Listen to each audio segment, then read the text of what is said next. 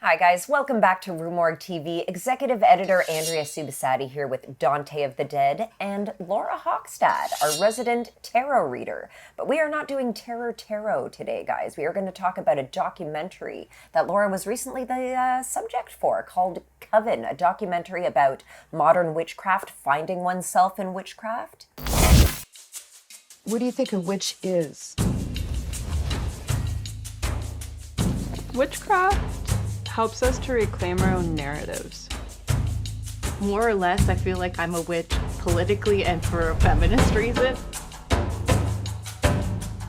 Giving women power is a thing where cultures don't want to do. Something is ready to open and receive you. The past and the present and the future are always overlapping.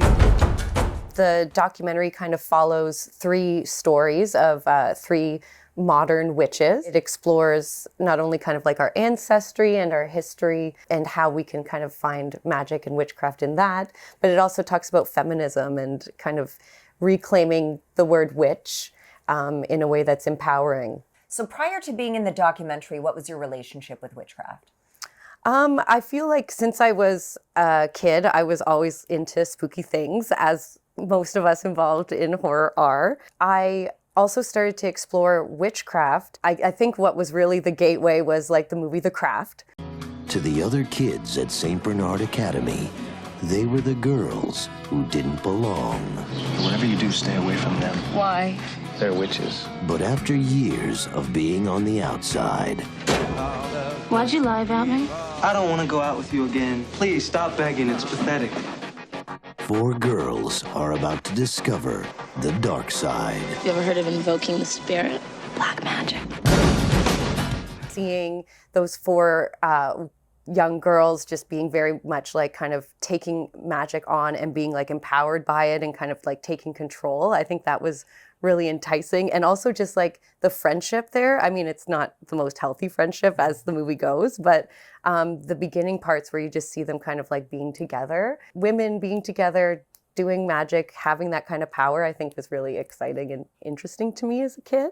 And then I just found myself doing these like little weird rituals that I didn't even know what I was doing at the time. Like maybe I would go into the woods and I'd be like, oh, okay, let me take this rock and this twig and I'm just gonna like kind of put them together on like almost like an altar. I don't know what I was doing, but I was just like compelled to do it.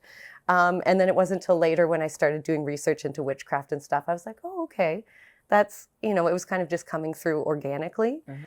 I mean, I guess it's like imposter syndrome too. I didn't know any other like practicing witches. So I was just like, whatever I'm doing, I'm just going to do it like secretly by myself. But then through the documentary, I kind of got to meet a few other people that have their own covens and witches that practice witchcraft in different ways.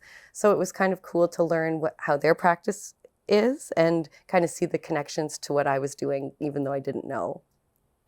I know exactly what you mean about the imposter syndrome because I also used to fuck around with that stuff when I was younger, and yet I would never use the term because I had an understanding that the term had been abused and misused and appropriated for so many years that I felt like an imposter using it. Yeah. Did you identify as a witch prior to making this documentary? Not outwardly and confidently, kind of like what you were saying as well. It's like I would have an interest in it, but I never felt like I could fully be it. You know, I was like, okay, well, I don't know any other witches. I've never like learned from someone who is a witch. You know, I haven't read all the books on Wicca. Yeah, just through this experience of the documentary, it was kind of, I think there's like a little bit of that imposter syndrome, but also depending on who you talk to, there's a bit of gatekeepiness in the community too. So there are some people who maybe would be like, well, you're not a witch, but I feel like that's maybe changing now. A lot of the folks I met through the documentary are like, hey, you know what? Your practice is yours.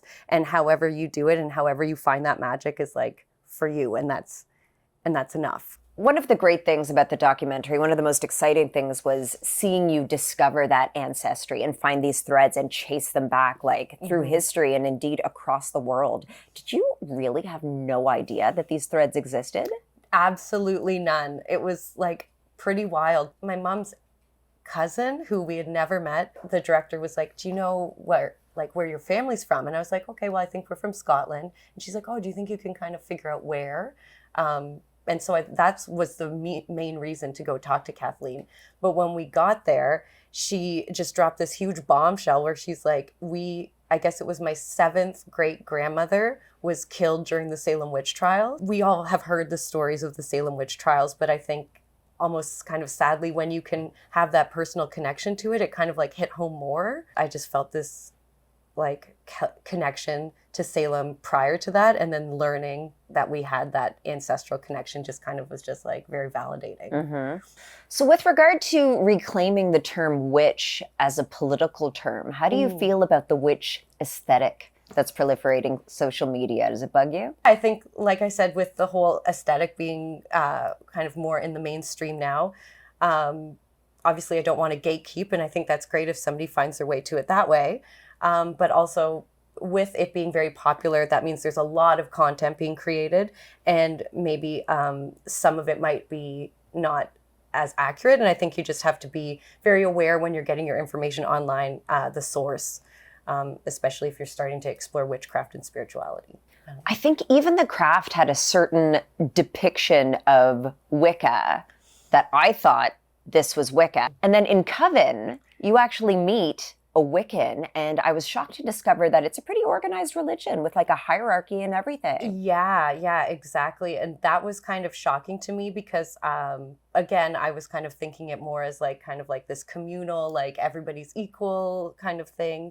But then when I met this one practitioner who has her own coven, she said it's very like a hierarchy, and like she explained it like the high priestess is like the ruler and you don't question her and all of this stuff. And it did, as she was describing it, kind of sound very much like a structured religion. And yeah, it was kind of interesting. And I'm glad that I got to have that experience. I got to see that side of it.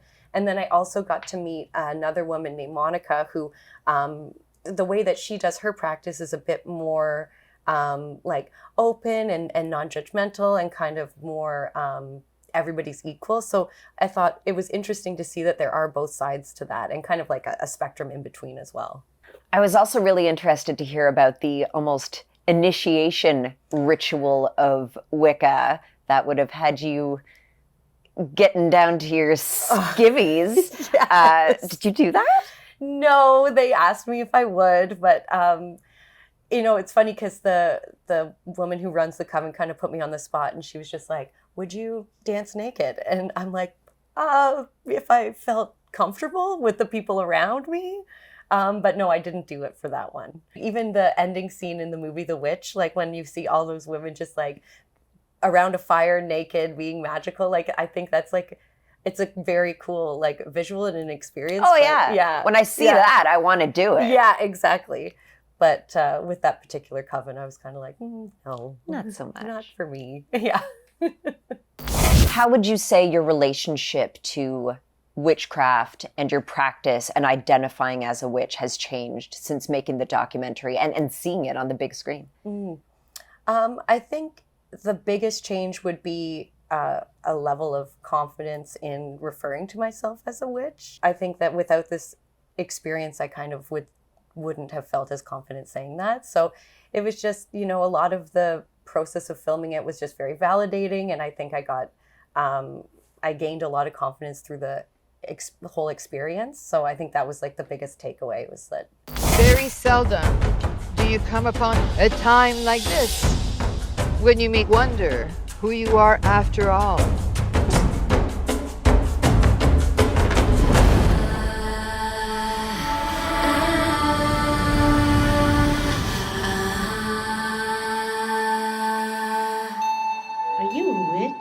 Well, thank you so much for coming on to talk about Coven, Laura. I'm really excited about it. Coven is going to be coming to a streaming service near you. It's doing some festivals in the meantime. We'll have some more information for you on that below. And if you'd like to see more of Laura, she hosts Terror Tarot right here on RUE MORGUE TV. So check that out. Don't forget to like and subscribe, and we'll see you next time.